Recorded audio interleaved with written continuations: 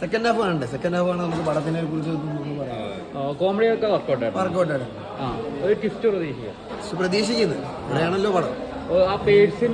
ഇൻവെസ്റ്റിഗേഷനല്ലേ പടം. നോക്കാം ബാക്കി സെക്കൻഡ് ഹാഫിൽ ആ പടം വന്നിരിക്കുന്നതെന്ന് തോന്നുന്നു. ബാക്കി കണ്ടിട്ട് നമുക്ക് തീരുമാനിക്കാം. കൊള്ളാം, നല്ലതായിരുന്നു നന്നായിട്ട് ചെയ്തിട്ടുണ്ട്. കോമഡി ഉണ്ട്, ചിരിക്കാൻ മാത്രമുണ്ട്. പിന്നെ ഒരു ഇതിൽ കൊണ്ട് വെച്ചിരിക്കുകയാണ്, ഇപ്പോഴത്തെ കാണുമ്പോൾ അറിയാം.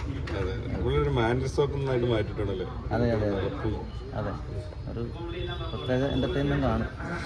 കൊള്ളാം, കുഴപ്പമില്ല. ആദ്യം ഫസ്റ്റ് ഹാഫ് കുഴപ്പമില്ലാതെ പോകുന്നുണ്ട്, ഇനി അടുത്തത് കാണുമ്പോൾ അറിയാം. ഇതിൻ്റെ അകത്ത് ത്രില്ലിംഗ് ആണ്. അവസാനം ക്ലൈമാക്സ് ആണ് ഇതിൻ്റെ അകത്ത് കറക്റ്റ് ചെയ്തിരിക്കുന്ന. ക്ലൈമാക്സിലാണ് പടം വിജയം.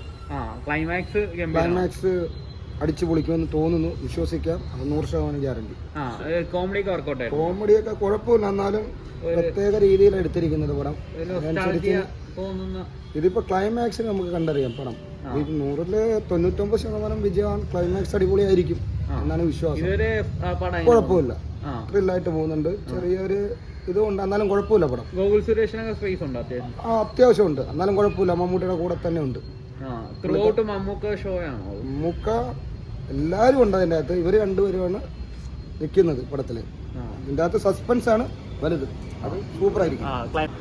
പടം മമ്മൂട്ടി എന്ന് പറയുന്ന നടൻ ഉള്ള സ്ക്രിപ്റ്റ് സെലക്ഷനാണ് നമുക്ക് അംഗീകരിച്ച് കൊടുക്കാൻ പറ്റുന്ന ഒരു കാര്യം.